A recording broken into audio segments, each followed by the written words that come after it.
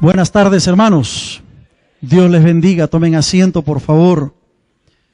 Siempre es un motivo de gozo en el Señor poder verles, saludarles y saludar también a todos nuestros amigos y hermanos que nos siguen por medio de nuestra página web, tanto en el Perú como fuera de nuestro país.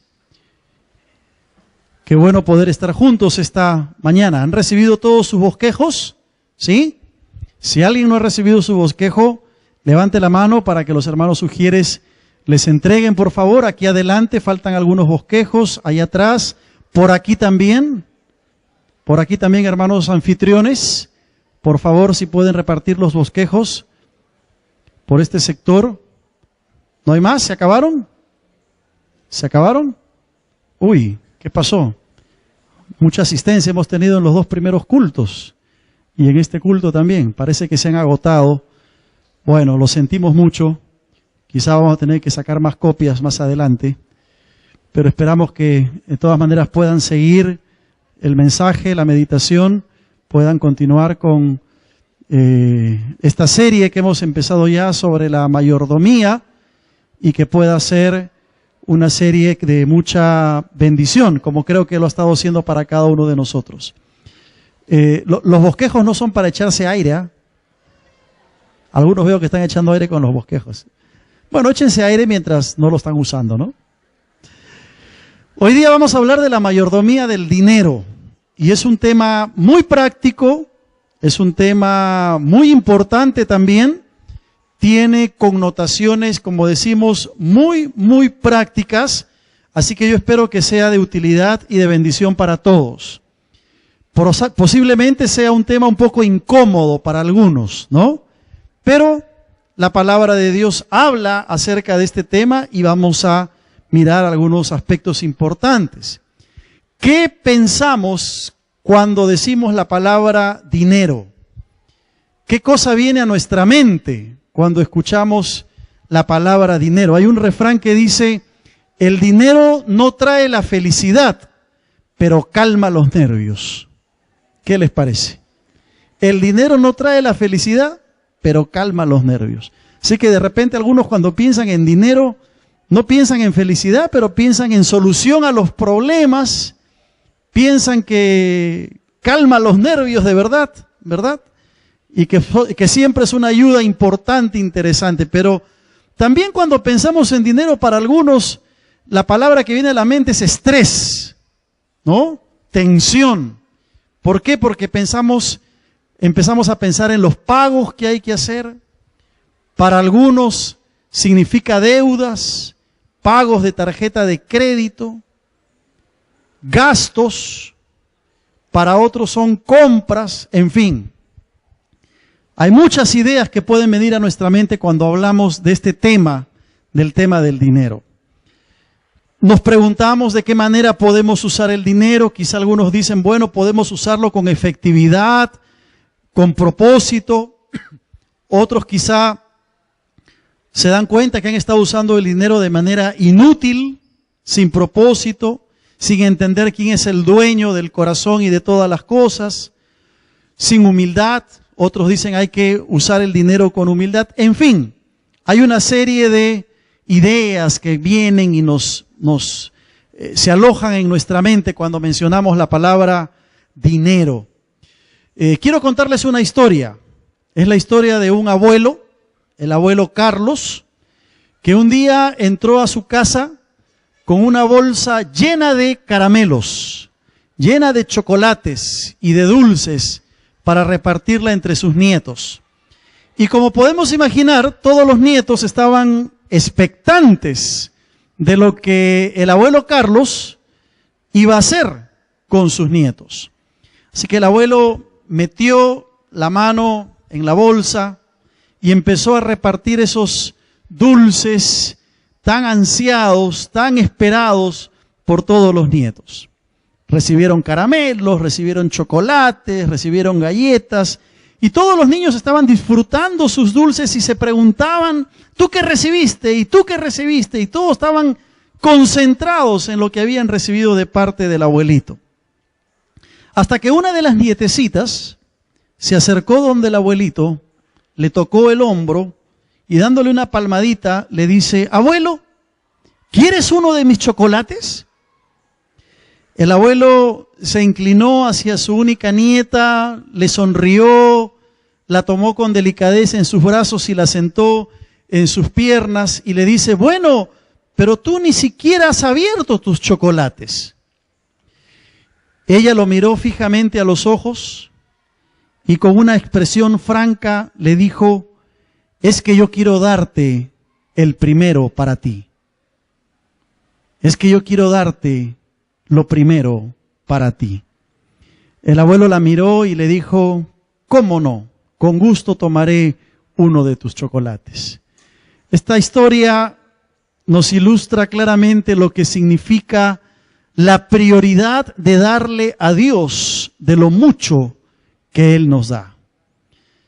La importancia que tiene de considerar a Dios como la primera persona a quien debemos darle de todo lo que Él ha puesto en nuestras manos. Y cuando hablamos de la mayordomía del dinero, no estamos hablando únicamente de lo que significa dar el diezmo o diezmar al Señor. Cuando hablamos de la mayordomía del dinero, estamos hablando de un tema que va mucho más allá de lo que significa el diezmo. Así que si tú estás pensando que vamos a hablar solamente del diezmo en esta mañana, no es así. De hecho, el tema de la mayordomía del dinero nos podría tomar muchas semanas. Sin embargo, el día de hoy, en los 30 o 40 minutos que tenemos por delante, vamos a tratar de resumir, porque el día de hoy estamos cerrando ya la serie de mayordomía para el otro domingo empezar una nueva serie en nuestra iglesia. Pero pensar en la buena administración del dinero, de los recursos que Dios nos ha dado y de la manera como usamos, creo que es algo que nos hace bien a todos nosotros. Y la base bíblica la encontramos en el libro de Segunda de Corintios, en el capítulo 8. Y vamos a abrir nuestras Biblias allí, Segunda de Corintios, capítulo 8, para leer los versículos del 1 al 7 en primera instancia. Segunda de Corintios, capítulo 8, versículos del 1 hasta el 7. Dice así la palabra del Señor. Asimismo, hermanos, os hacemos saber la gracia de Dios que se ha dado a las iglesias de Macedonia, que en grande prueba de tribulación, la abundancia de su gozo y su profunda pobreza abundaron en riquezas de su generosidad. Pues doy testimonio de que con agrado han dado conforme a sus fuerzas y aún más allá de sus fuerzas, pidiéndonos con muchos ruegos que les concediésemos el privilegio de participar en este servicio para los santos. Y no como lo esperábamos, sino que asimismo se dieron primeramente al Señor y luego a nosotros por la voluntad de Dios. De manera que exhortamos a Tito para que tal como comenzó antes, asimismo acabe también entre vosotros esta obra de gracia.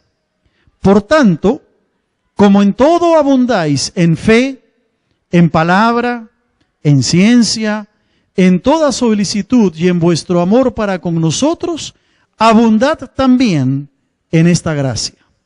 Ahora miremos el capítulo 9 del mismo libro en el versículo 6 en adelante. Segunda de Corintios 9:6. Pero esto digo, el que siembra escasamente, también segará escasamente.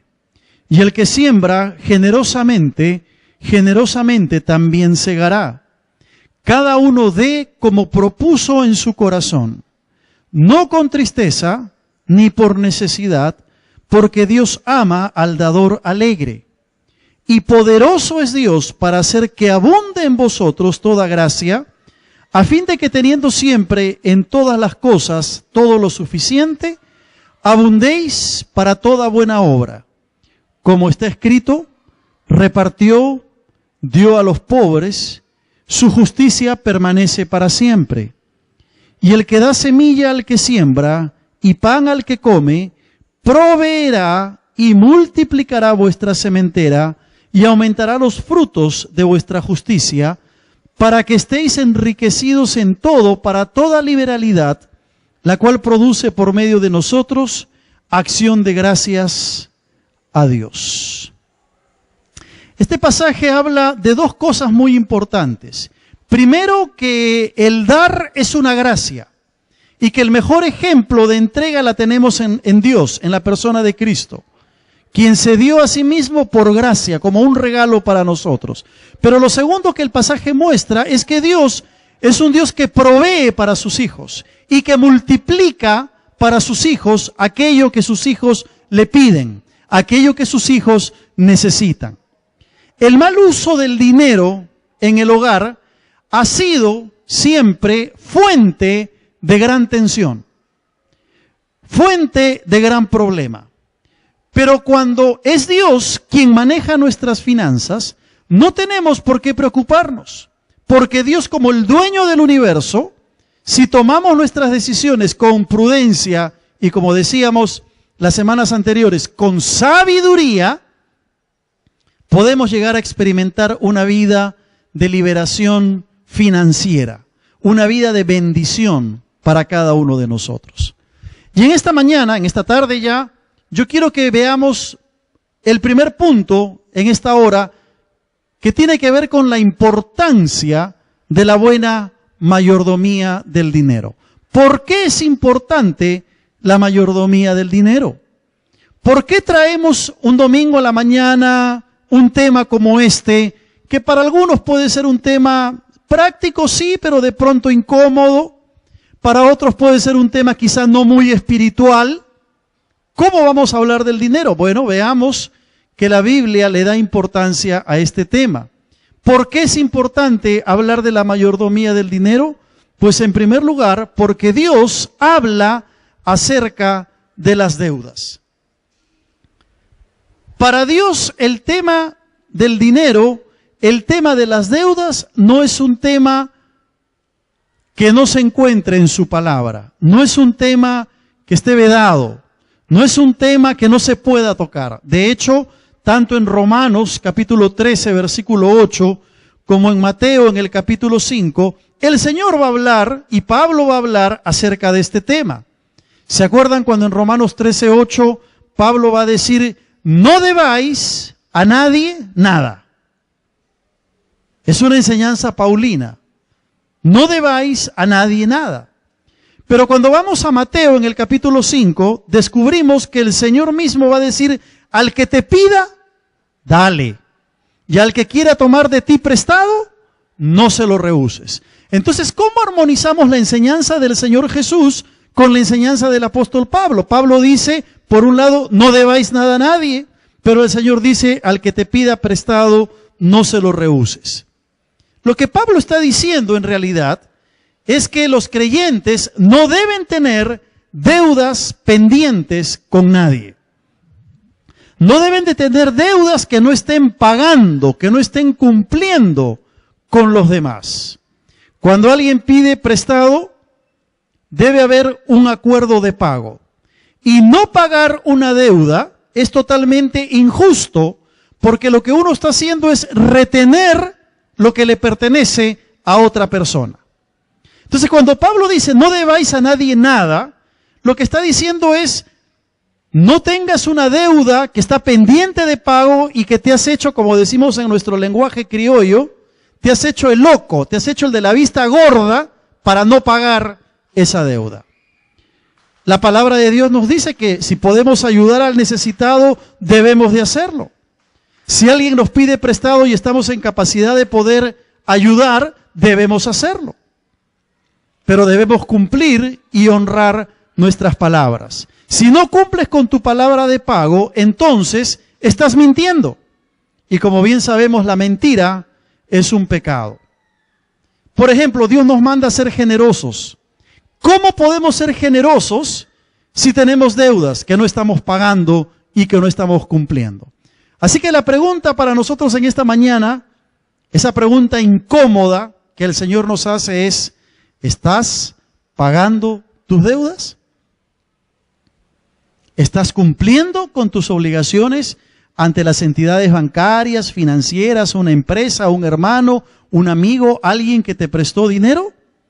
Eso es lo primero. De allí que sea importante hablar de este tema. En segundo lugar, es importante hablar de este tema porque es una de las causas de tensión matrimonial. Es una de las causas para los problemas entre los esposos. No tenemos mucho que hablar en este punto, porque en la conferencia para la familia seguramente se va a hablar algo de esto, así que estás invitado para venir a la conferencia.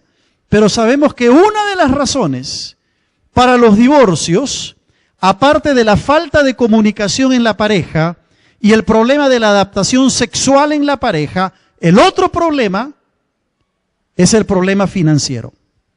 Es el no saber manejar bien el dinero en el matrimonio. Así que esa es una de las causas en la tensión matrimonial, de allí que sea importante hablar de este tema.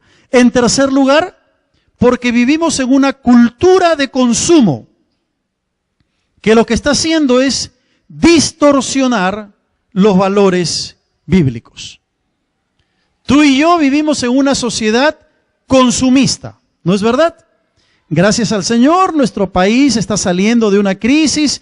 La inflación que teníamos hace 10, 15, 20 años no es lo mismo de lo que tenemos ahora. Hay mucha capacidad de crédito, ¿verdad?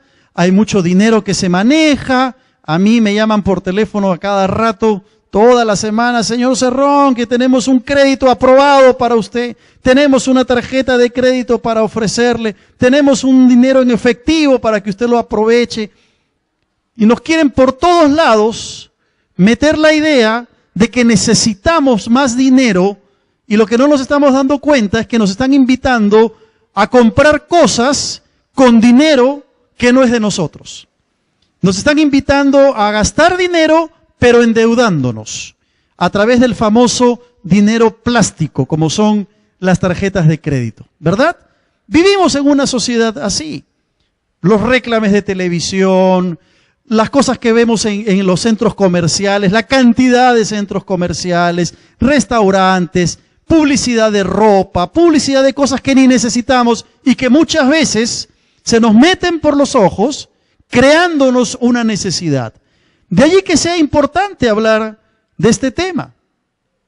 A veces con mi esposa, cuando ella quiere comprar algo, y aquí a veces nos bromeamos nosotros, ¿no, Celeste? Yo le pregunto: ¿lo quieres o lo necesitas? Entonces, si no se necesita, tal vez no es necesario comprarlo. Mucho menos comprarlo endeudándose, porque quizá no es algo necesario. No es algo que lo necesitemos realmente. Y finalmente es importante este tema porque el manejo de nuestras finanzas va a reflejar nuestra filosofía de vida. La forma como tú manejas el dinero que Dios te da expresa, refleja tu filosofía de vida, tu concepto de la vida. Si tú gastas y gastas y gastas y de pronto te convertiste en un comprador compulsivo, esa actitud de gastar y de endeudarte va a expresar cuál es tu filosofía de vida frente a ese tema. De acuerdo a cómo manejemos el dinero, estaremos expresando nuestra forma de ver la vida. Fíjate, estas semanas hemos escuchado de esa tremenda estafa hecha por los mal llamados apóstoles, unos mal llamados apóstoles, que captaban recursos de creyentes y de otras personas ingenuas para que sean invertidas en una especie de entidad financiera que no tenía el aval de la Superintendencia de Bancas y Seguros de nuestro país. ¡Qué trágico! ¡Qué trágico! Por un lado, la gente que quiere dinero fácil, pero por otro lado, el engaño de algunos que, aún llamándose cristianos, cometen este tipo de estafas. Podemos asumir una actitud irresponsable ante la vida, gastando de más y lo que no tenemos a través de préstamos y créditos, etc. Y el llamado que el Señor nos hace en esta mañana es a hacerlo responsablemente, a hacer un uso del dinero, una mayordomía correcta de lo que Dios nos ha dado. Por eso que es importante hablar de este tema. La Biblia no guarda silencio en este tema. Y nosotros como cristianos, como hijos de Dios, tenemos que ser buenos mayordomos del dinero que Dios pone en nuestras manos.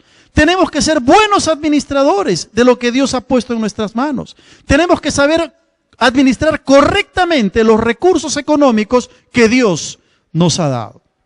Así que esto nos lleva a preguntarnos cuáles son los principios de la mayordomía del dinero. Y quiero compartir 3 principios contigo. 3 principios fundamentales cuando hablamos de la buena administración del dinero. Lo primero es reconocer que Dios es el dueño de todo. Si tú logras en tu vida reconocer que Dios es el dueño de todo lo que tú tienes, estamos por buen camino. Vamos ganando la batalla en este terreno.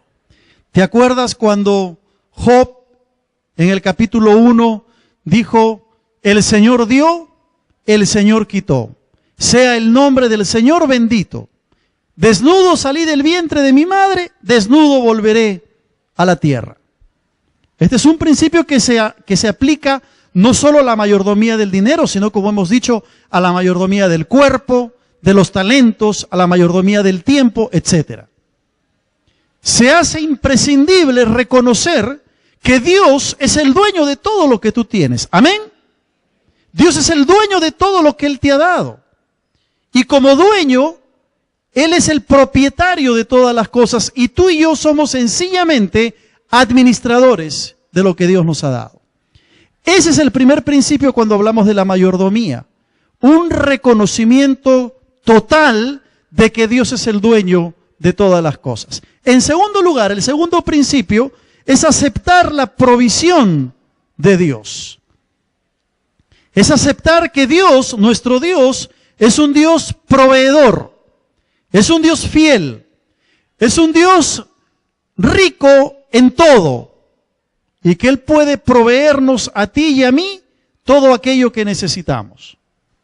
A veces nos encontramos con creyentes que tienen que pagar una deuda, que tienen un compromiso que cumplir y viven angustiados, viven desesperados, viven temerosos, se deprimen porque no han aprendido a confiar en la provisión de Dios. No estamos diciendo que te la pases viendo televisión, diciendo Dios me va a proveer para pagar esa deuda y no hagas nada por conseguir los dineros y los recursos para cumplir con tus obligaciones.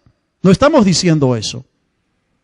Pero cuidado con irnos al otro extremo de angustiarnos, de no poder dormir, de vivir con ansiedad porque no hemos aprendido a confiar en un Dios que es proveedor.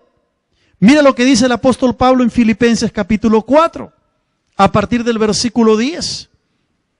El apóstol, hablando de la generosidad de la iglesia de Filipos, dice, en gran manera me gocé en el Señor de que ya al fin habéis revivido vuestro cuidado de mí, de lo cual también estabais solícitos, pero os faltaba la oportunidad. Y nota lo que dice el versículo 11. Es el apóstol Pablo hablando. No lo digo porque tenga escasez, pues he aprendido a contentarme cualquiera que sea mi situación. Sé vivir humildemente y sé tener abundancia. En todo y por todo estoy enseñado, así para estar saciado como para tener hambre, así para tener abundancia como para padecer necesidad. Todo lo puedo en Cristo que me fortalece. Y en el versículo 19 añade, mi Dios pues suplirá todo lo que os falta conforme a sus riquezas en gloria en Cristo Jesús. El apóstol está entendiendo que Dios, su Dios, es un Dios proveedor. Él va a decir, sé vivir en abundancia y sé vivir en humildad. Sé vivir en escasez y sé vivir en abundancia. Y es interesante que el apóstol, cuando dice, todo lo puedo en Cristo que me fortalece, lo está diciendo en el contexto de la provisión económica. No está hablando de otra cosa. No está hablando de pruebas, no está hablando de dificultades, no está hablando de enfermedades. Está hablando del tema del dinero. Está hablando del tema de la provisión de Dios. Y en ese contexto dice, todo lo puedo en Cristo que me fortalece. Mi Dios pues suplirá todo lo que os falta conforme a sus riquezas en gloria. Si Dios es el dueño de todo, yo debo entender que Él tendrá cuidado de proveerme lo que yo necesito. Amén. Debo aprender a confiar en la provisión de Dios, porque Dios no es un Dios tacaño. Nuestro Dios no es un Dios mezquino. Nuestro Dios no es un Dios que quiere que tú sufras, que pases por problemas. No es un Dios malo, nuestro Dios es un Dios bueno en esencia. Es un Dios generoso y es un Dios rico. Es un Dios que tiene para nosotros, para cada uno de nosotros, lo mejor, si es que aprendemos a confiar en su provisión. El problema es que a veces aprendemos a confiar más en el banco, en el crédito, en el amigo que nos puede prestar, en la tarjeta de crédito, en hacer malabares por aquí, por allá con el dinero, y no confiamos en un Dios que es proveedor. Acepta la provisión de Dios. Y el tercer principio de la mayordomía, acostúmbrate a dar. Acostúmbrate a dar. Ese es otro principio importante cuando hablamos de la mayordomía del dinero. El que siembra escasamente, dijo Pablo en 2 de Corintios 9:6, también segará escasamente. Y el que siembra generosamente, generosamente también segará. Cada uno dé como propuso en su corazón, no con tristeza ni por necesidad, porque Dios ama al dador alegre. Hay que acostumbrarse a dar, y hay que acostumbrarse a dar con generosidad.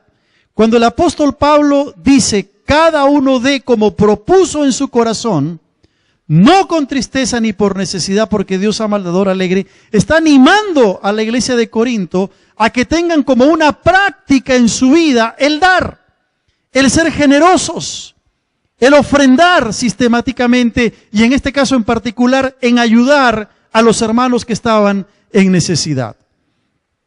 El cristiano tiene que saber que hay más gozo en dar que en recibir.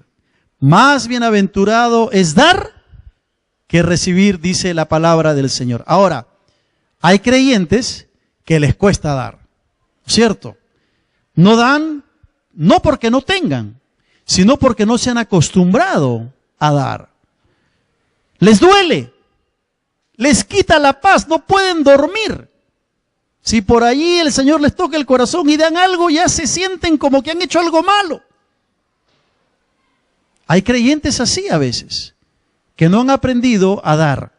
Cada uno dé como propuso en su corazón. Dice, no con tristeza ni por necesidad, porque Dios ama al dador triste. ¿Así dice? Porque Dios ama al dador mezquino. ¿Así dice? Porque Dios ama al dador alegre. Si quieres el amor de Dios, aprende a dar con alegría. Ahora, aún en el dar, hay que saber mantener un equilibrio, porque, como hemos dicho, tenemos que hacerlo con prudencia, pero tenemos que hacerlo también con sabiduría. Uno no puede dar y dar cuando no está cumpliendo sus obligaciones económicas y sobre todo cuando no ha ejercitado la fe. La iglesia del Señor no es una empresa. La iglesia del Señor no es un negocio. La iglesia del Señor es un organismo viviente y tenemos que aprender a caminar en fe. Una fe inteligente que nos lleva a dar conforme a la medida de nuestra fe. Eso es lo que es la iglesia. Yo me gozo cuando me alcanzaron los resultados del año pasado en términos de lo que nuestra iglesia había dado. El año pasado nuestra iglesia dio casi un 20% más en ofrendas y diezmos que el año 2012. Eso es motivo de gratitud. Nos habla que la iglesia está creciendo, nos habla que hay más hermanos que se han puesto más en su fidelidad, han ordenado su vida económica o que están siendo más generosos. Pero nos habla de algo bueno que está sucediendo en la iglesia. Pero todavía hay creyentes que se están perdiendo la bendición de dar. Todavía hay creyentes que no saben el gozo de dar para el Señor y para su causa. Y lo que es más triste, todavía hay creyentes que no están siendo fieles al Señor con sus ofrendas y sus diezmos. Para este año 2014, nuestro presupuesto se está incrementando. Estamos asumiendo mayores desafíos pastorales, mayores desafíos con nuestros misioneros. Queremos apoyar mejor los ministerios de la iglesia. Queremos la ayuda social, expandirla aún mucho más, formar un tópico aquí en nuestra iglesia. Queremos levantar un edificio de 4 pisos para no tener problemas de espacio. Necesitamos contar con la fidelidad de los hermanos en Cristo y de su obediencia con aquellos recursos que el Señor nos ha dado. Esos son los principios de la mayordomía. ¿Los estás aplicando en tu vida? Esto nos lleva a preguntarnos cuál es el orden entonces en la mayordomía del dinero. ¿Cuál es el orden en la mayordomía del dinero? Y lo primero que tenemos que decir cuando hablamos de la administración del dinero, que lo primero que tenemos que separar, lo primero que tenemos que poner aparte es el diezmo. El diezmo es del Señor, dice la palabra. Y el diezmo no significa otra cosa que la 10ª parte de tus ingresos, la 10ª parte de todo lo que has recibido y que lo pones aparte justamente para entregarlo al Señor. Lo pones aparte para entregarlo a la causa del Señor. En Deuteronomio, en el capítulo 14, versículo 23, encontramos este principio del diezmo. Deuteronomio, capítulo 14, versículo 23. En el Antiguo Testamento, la ley del diezmo dice así: y comerás delante del Señor tu Dios en el lugar que Él escogiere para poner allí su nombre, el diezmo de tu grano, de tu vino y de tu aceite, y las primicias de tus manadas y de tus ganados, para que aprendas a temer a Jehová tu Dios todos los días. Aquí se está estableciendo en el Antiguo Testamento la ley del diezmo para el pueblo judío. Es un principio que encontramos en la Escritura. Ahora, algunos han dicho, pero pastor, eso fue algo dado para el Antiguo Testamento. Eso fue algo dado en la ley. Nosotros ya no tenemos que diezmar. Nosotros ya no tenemos que dar el diezmo. Te voy a decir algo. Tienes razón. Ya no tenemos que dar el diezmo. ¿Sabes por qué? Porque ahora vivimos en la gracia y tenemos que dar más que el diezmo. Porque el diezmo es el punto de partida, es el inicio, el comienzo de lo que Dios quiere para nosotros. Ponte a pensar, si en la antigüedad dar el diezmo era obligatorio, si en la antigüedad dar el diezmo estaba regulado por la ley de Dios, ¿cuánto deberíamos dar hoy que vivimos bajo la gracia del Señor? ¿Más o menos? Si vivimos en la época de la gracia, donde Dios nos ha dado la salvación, nos ha dado la posibilidad de servirle, nos ha dado tantas cosas bellas, ¿no deberíamos responder a esa gracia de Dios dándole al Señor más allá de lo que la ley le pedía al pueblo judío? El diezmo debería ser el punto de partida para el cristiano, el punto de arranque para mostrarle al Señor mi gratitud, mi dependencia, mi fidelidad, mi obediencia al Señor. Mira lo que dijo un autor, Gravel.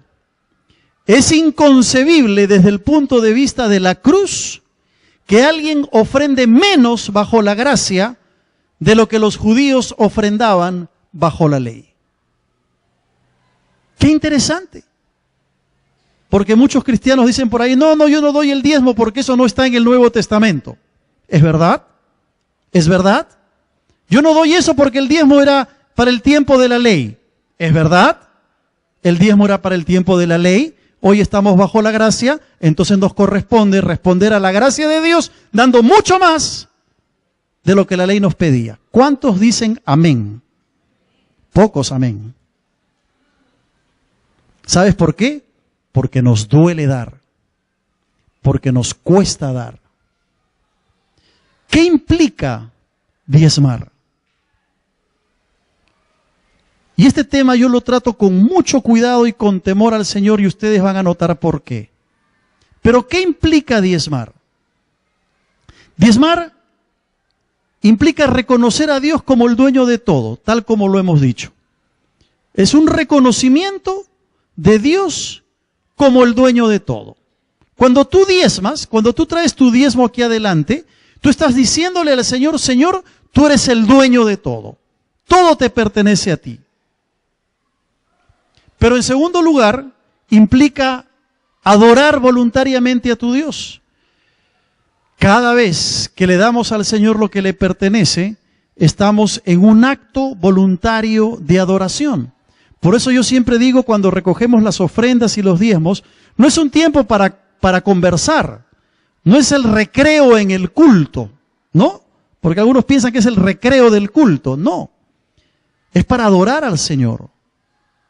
Estamos trayéndole al Señor lo que le pertenece en un acto voluntario de adoración. Y si yo no traje nada ese día y estoy sentadito en la silla, igualmente estoy adorando a mi Señor. Porque a veces podemos traer el diezmo no necesariamente todos los domingos, ¿verdad? Vamos a llegar a eso.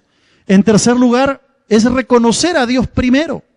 Cuando tú traes tu diezmo, estás reconociendo al Señor como el primero, no solamente como el dueño, sino sobre todo que Él es el primero en tu vida. Porque antes de separar para pagar otras cosas, estás separando lo que le corresponde al Señor. En cuarto lugar, implica ofrendar sistemáticamente. Ofrendar sistemáticamente, es decir, puedes traerlo semanalmente, quincenalmente, una vez al mes, pero te ordenas en tu dar al Señor. Te ordenas en traer tu diezmo al Señor, lo haces sistemáticamente. Pero también implica experimentar la bendición y la liberación espiritual. Porque cuando le damos al Señor lo que a Él le pertenece, entonces tenemos paz en nuestro corazón. A veces yo me he encontrado con hermanos que me han dicho, pastor, hace tiempo que no doy mi diezmo. Y me dicen, pastor, me siento terrible, me siento mal, porque siento que me he quedado con lo que le pertenece al Señor. Pero cuando tú das tu diezmo, experimentas libertad, experimentas bendición de parte del Señor. Le estás dando al Señor una partecita de lo que le pertenece a Él. Y lo estás haciendo con alegría y lo estás haciendo con amor. Permíteme contarte una historia. Es la historia de Letourneau. Este hombre que hizo un pacto con el Señor. Él vivía en Estados Unidos, empezó un negocio y él dijo, Señor, a partir de ahora no te voy a dar el diezmo. Tampoco te voy a dar el 20%. Tampoco te voy a dar el 50%. Él hizo un pacto con Dios y le dijo, a partir de ahora, Señor, yo te voy a dar el 90%. Y yo me voy a quedar con la 10ª parte. Con ese 10% yo voy a vivir, mi familia, mis hijos, y el 90% te lo voy a dar a ti. ¿Qué fue lo que pasó? Dios bendijo a este hombre y a toda su familia tremendamente, y fue la persona que Dios usó para que podamos tener los templos que hoy tenemos en nuestra ciudad de Lima, en nuestra denominación. Ahora, no te estoy pidiendo que hagas lo mismo. No te estoy diciendo que vayas a tu casa y le digas, Señor, te voy a dar el 90% en un arranque de emoción. No. Porque eso se lo dijo Dios a él y él hizo un pacto con Dios. Pero lo que te quiero decir es que cuando vivimos en dependencia de Dios, Dios bendice. Cuando entendemos que Dios es un Dios proveedor, Él provee, Él da, más allá de lo que nos podemos imaginar, más allá de lo que podemos entender. Trae bendición y liberación espiritual a nuestras vidas. El propósito de diezmar es aprender a poner a Dios en primer lugar en nuestras vidas. Amén. Y si tú dices que Dios es el primer lugar en tu vida, tiene que verse expresada a través de la entrega de tu diezmo. Anda por ahí pululando un video con una falsa profetisa, que dice: saquen un billete, pónganselo en la oreja ahora y escuchen lo que el billete les dice, cómo el billete les susurra al oído. Nosotros no estamos en ese plan, hermanos. Nosotros no estamos, y disculpen que use esta expresión, en el plan de los mercaderes de la fe. El dinero que tú te has ganado honradamente y sacrificialmente, Dios te lo da para que lo administres correctamente, no para que venga nadie a decirte que escuches el billete, porque ese billete al escuchar te va a decir: dame más y dame más. O como dicen algunos: llama al dinero, llama al billete, llama a los billetes. Herejía al 100%.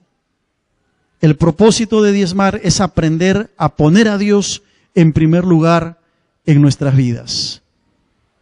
¿Cómo está tu fidelidad a Dios en esta área? Y hermano, nadie te va a fiscalizar en esta iglesia. Nadie te va a chequear si estás dando, no estás dando, cuándo estás dando o cuánto no estás dando. Mucho menos los pastores vamos a hacer eso. No vamos a obligar a nadie a que dé, porque el dar tiene que ser un asunto de respuesta a la fidelidad de Dios y a la gratitud al Señor. Yo a veces, cuando estoy sentado adelante y venimos a dejar nuestros diezmos y ofrendas, casi no quiero ni mirar quién viene o quién no viene, porque no creo que sea saludable para nadie. Es un asunto entre tú y el Señor. Y si pedimos en algún momento que pongas tu nombre en tu sobre de diezmo, es porque los estatutos de la denominación nos dice que así tenemos que hacerlo, para que cuando tenemos asamblea podamos entonces ver con qué gente podemos contar para la asamblea, gente que ha sido fiel al Señor. No vaya a pasar como la última asamblea, que un hermano me dijo: pastor, yo no he dado mi diezmo y durante 7 meses y no aparece mi nombre en la lista. Pero puedo ponerme al día, pastor, me dijo. No se trata de ponerse al día, hermanos. No se trata del dinero como tal. Se trata de la práctica humilde, sistemática, mensual, semanal, quincenal, donde yo digo: Señor, tú eres dueño de todo. Tú has sido fiel. Aquí está mi respuesta en gratitud. Nos hace bien a nosotros responder a Dios de esa manera. ¿Cómo está tu fidelidad al Señor? El diezmo debe ser fruto de un corazón agradecido a Dios, que responde en gozo por lo que Él ha hecho. Ahora algunos dicen: pero pastor, yo no trabajo. Algunos jóvenes dicen: yo no trabajo, pastor, yo soy estudiante y no gano dinero. Muy bien, pero recibes propina. Porque si te movilizas, si comes, si te compras un polo, ¿verdad? Es porque algo de dinero manejas. No estamos hablando de cantidades, estamos hablando del principio espiritual. Si tienes algún tipo de ingreso que te ayuda a subsistir, entonces separa tu diezmo de allí. Si te dan 10 soles para tu movilidad y con 8 o con 7 te alcanza, separa 1 sol para tu diezmo. Y trae ese sol al Señor. Porque Dios no va a mirar la cantidad, Dios está mirando tu corazón. Dios está mirando tu desprendimiento y tu fidelidad. Así que seas un niño, seas un joven, seas estudiante, seas ama de casa, jubilado, incluso un hermano en necesidad. Todos estamos llamados a honrar al Señor con este privilegio que es diezmar y traer nuestras ofrendas al Señor. No hay excusa para no diezmar. En ese orden sigue las ofrendas misioneras. Y las ofrendas misioneras es algo que damos voluntariamente. De nuestro presupuesto, después que hemos separado el diezmo al Señor, después que hemos separado quizá otras obligaciones diarias, las ofrendas misioneras se constituyen en una ofrenda voluntaria que traemos al Señor para apoyar el trabajo de las misiones. Y es muy importante entender que esta es la razón de ser de la iglesia, la obra misionera. Yo espero ser entendido correctamente, hermanos, pero yo creo, personalmente, que no debería haber ningún creyente que no dé su ofrenda misionera. No importa la cantidad, el dar la ofrenda misionera habla del amor que tú tienes por los perdidos. El dar tu ofrenda misionera habla de tu compromiso delante del Señor de apoyar las misiones en tu país y fuera de tu país.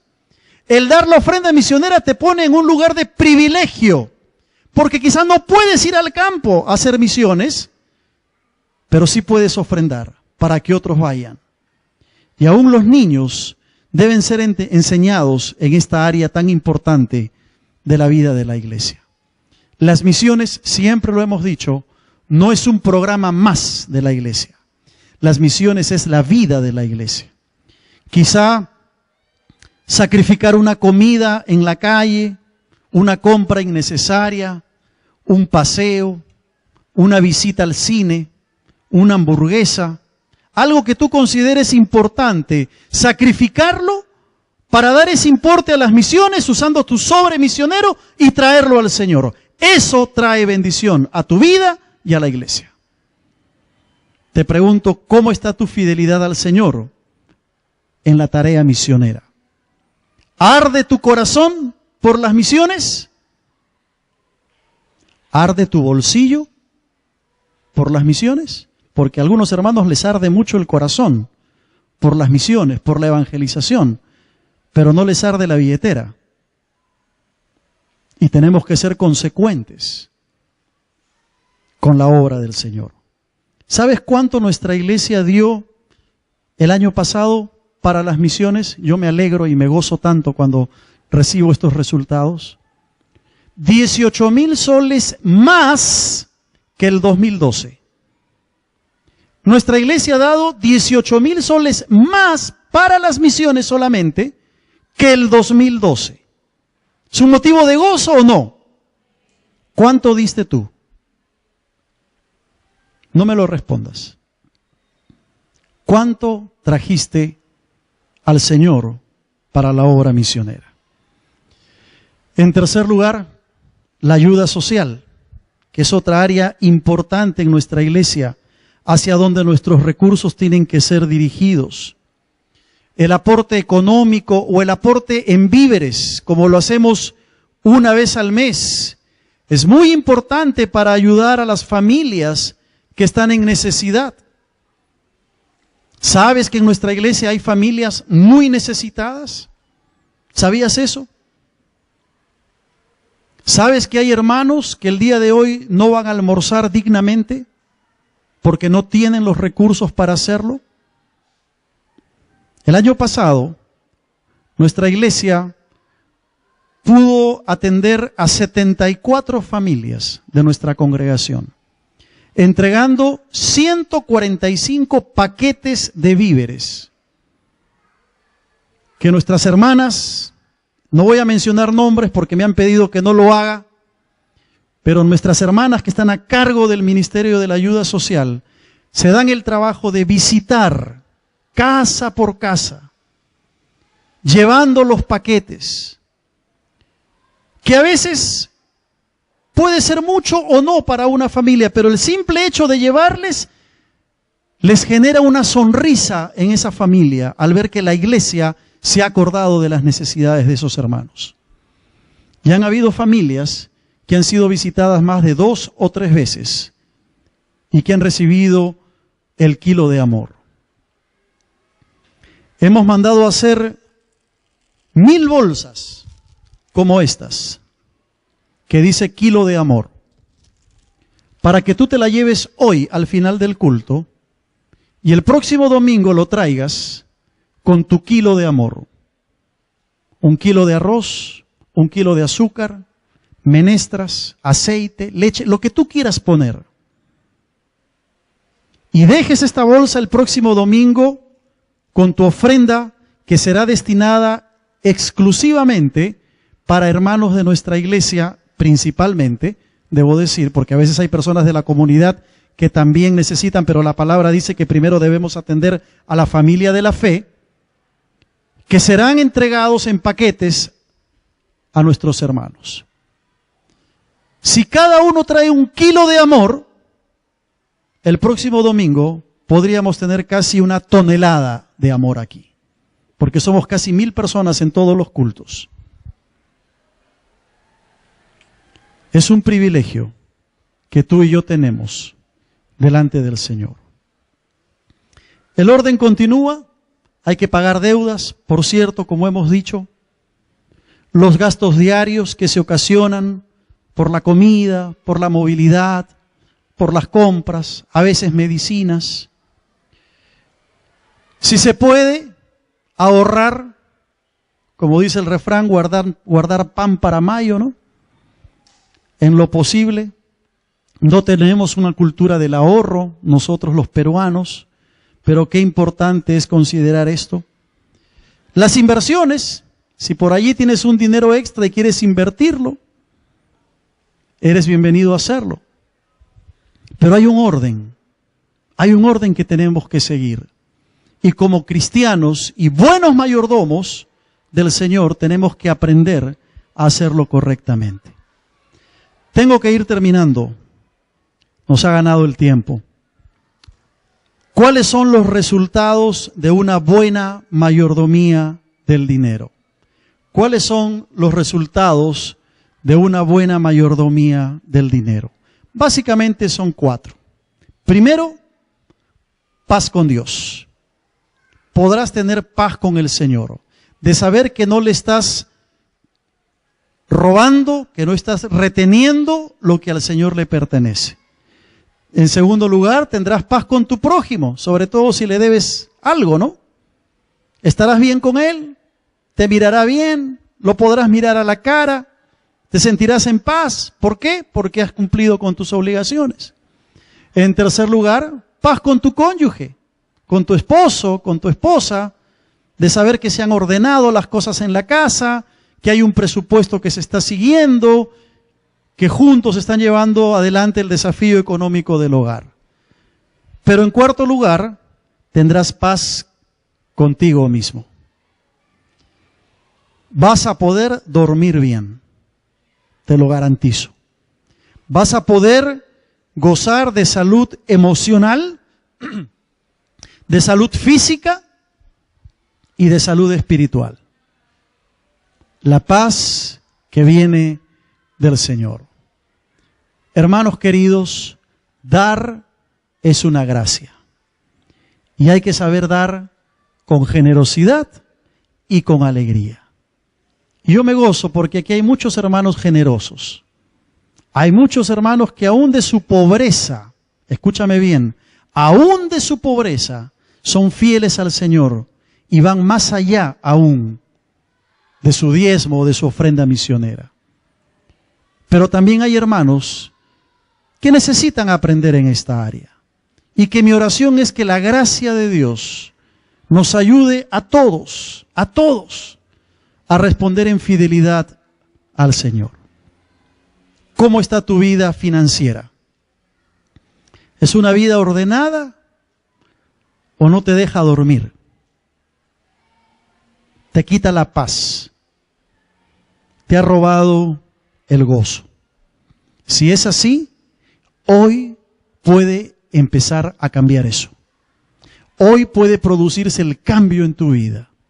Si tú le dices, Señor, a partir de hoy quiero ordenarme en esta área. Quiero hacer un pacto contigo.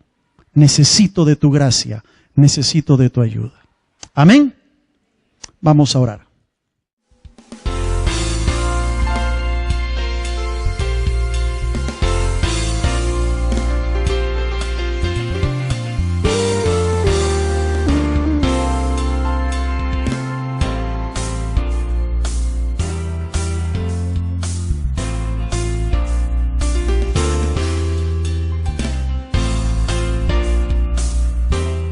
Serie que hemos empezado ya sobre la mayordomía y que pueda ser una serie de mucha bendición, como creo que lo ha estado haciendo para cada uno de nosotros. Los bosquejos no son para echarse aire, Algunos veo que están echando aire con los bosquejos. Bueno, échense aire mientras no lo están usando, ¿no? Hoy día vamos a hablar de la mayordomía del dinero. Y es un tema muy práctico, es un tema muy importante también. Tiene connotaciones, como decimos, muy prácticas. Así que yo espero que sea de utilidad y de bendición para todos. Posiblemente sea un tema un poco incómodo para algunos, ¿no? Pero la palabra de Dios habla acerca de este tema y vamos a mirar algunos aspectos importantes. ¿Qué pensamos cuando decimos la palabra dinero? ¿Qué cosa viene a nuestra mente cuando escuchamos la palabra dinero? Hay un refrán que dice, el dinero no trae la felicidad, pero calma los nervios.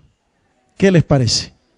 El dinero no trae la felicidad, pero calma los nervios. Así que de repente algunos cuando piensan en dinero, no piensan en felicidad, pero piensan en solución a los problemas, piensan que calma los nervios de verdad, ¿verdad? Y que siempre es una ayuda importante, interesante, pero de lo que el abuelo Carlos iba a hacer con sus nietos. Así que el abuelo metió la mano en la bolsa y empezó a repartir esos dulces tan ansiados, tan esperados por todos los nietos. Recibieron caramelos, recibieron chocolates, recibieron galletas y todos los niños estaban disfrutando sus dulces y se preguntaban, ¿tú qué recibiste? ¿Y tú qué recibiste? Y todos estaban concentrados en lo que habían recibido de parte del abuelito. Hasta que una de las nietecitas se acercó donde el abuelito, le tocó el hombro y dándole una palmadita le dice, abuelo, ¿quieres uno de mis chocolates? El abuelo se inclinó hacia su única nieta, le sonrió, la tomó con delicadeza en sus brazos y la sentó en sus piernas y le dice, bueno, pero tú ni siquiera has abierto tus chocolates. Ella lo miró fijamente a los ojos y con una expresión franca le dijo, es que yo quiero darte el primero para ti. Es que yo quiero darte lo primero para ti. El abuelo la miró y le dijo, ¿cómo no? Con gusto tomaré uno de tus chocolates. Esta historia nos ilustra claramente lo que significa. También cuando pensamos en dinero, para algunos, la palabra que viene a la mente es estrés, ¿no? Tensión. ¿Por qué? Porque empezamos a pensar en los pagos que hay que hacer. Para algunos significa deudas, pagos de tarjeta de crédito, gastos. Para otros son compras, en fin. Hay muchas ideas que pueden venir a nuestra mente cuando hablamos de este tema, del tema del dinero. Nos preguntamos de qué manera podemos usar el dinero. Quizá algunos dicen, bueno, podemos usarlo con efectividad, con propósito. Otros quizá se dan cuenta que han estado usando el dinero de manera inútil, sin propósito, sin entender quién es el dueño del corazón y de todas las cosas, sin humildad. Otros dicen hay que usar el dinero con humildad. En fin, hay una serie de ideas que vienen y se alojan en nuestra mente cuando mencionamos la palabra dinero. Quiero contarles una historia. Es la historia de un abuelo, el abuelo Carlos, que un día entró a su casa con una bolsa llena de caramelos, llena de chocolates y de dulces para repartirla entre sus nietos. Y como podemos imaginar, todos los nietos estaban expectantes.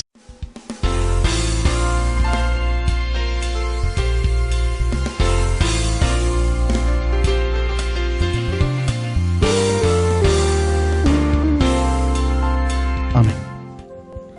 Buenas tardes, hermanos. Dios les bendiga. Tomen asiento, por favor.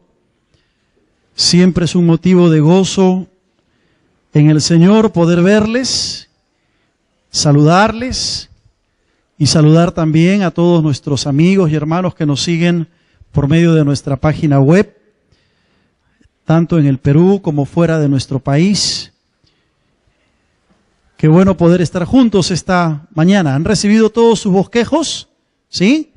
Si alguien no ha recibido su bosquejo, levante la mano para que los hermanos sugieres les entreguen, por favor. Aquí adelante faltan algunos bosquejos, allá atrás, por aquí también, hermanos anfitriones. Por favor, si pueden repartir los bosquejos por este sector. ¿No hay más? ¿Se acabaron? ¿Se acabaron? Uy, ¿qué pasó? Mucha asistencia hemos tenido en los 2 primeros cultos y en este culto también. Parece que se han agotado. Bueno, lo sentimos mucho. Quizá vamos a tener que sacar más copias más adelante, pero esperamos que de todas maneras puedan seguir el mensaje, la meditación, puedan continuar con esta significa la prioridad de darle a Dios de lo mucho que Él nos da. La importancia que tiene de considerar a Dios como la primera persona a quien debemos darle de todo lo que Él ha puesto en nuestras manos. Y cuando hablamos de la mayordomía del dinero, no estamos hablando únicamente de lo que significa dar el diezmo o diezmar al Señor. Cuando hablamos de la mayordomía del dinero, estamos hablando de un tema que va mucho más allá de lo que significa el diezmo. Así que si tú estás pensando que vamos a hablar solamente del diezmo en esta mañana, no es así. De hecho, el tema de la mayordomía del dinero nos podría tomar muchas semanas. Sin embargo, el día de hoy, en los 30 o 40 minutos que tenemos por delante, vamos a tratar de resumir, porque el día de hoy estamos cerrando ya la serie de mayordomía para el otro domingo empezar una nueva serie en nuestra iglesia. Pero pensar en la buena administración del dinero, de los recursos que Dios nos ha dado y de la manera como usamos, creo que es algo que nos hace bien a todos nosotros. Y la base bíblica la encontramos en el libro de 2 de Corintios, en el capítulo 8. Y vamos a abrir nuestras Biblias allí, 2 de Corintios, capítulo 8, para leer